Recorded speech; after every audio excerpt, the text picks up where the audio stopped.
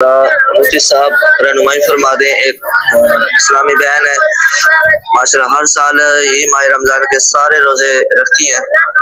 इस मरतबा वो बीमार हैं, इलाज भी चल रहा है, तो रोजे रखना उनके लिए बहुत मुश्किल है, काफी ज्यादा।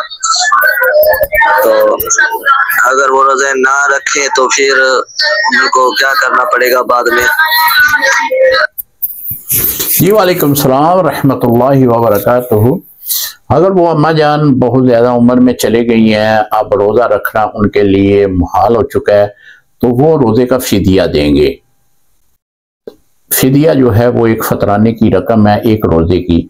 आप देख लें 30 रोज़े हैं, 30 रोज़ों का जो फतराने की रकम है उसको ज़रब दे लें 30 के साथ, तो जो रकम बनती है वो आप बतौर फिदिया किसी गरीब को, किसी यतीम को या फिर दीनी मदारस के तलबा को आप दे सकते हैं। इससे जो है उनके रोज़े का फिदिया अदा हो जाएगा।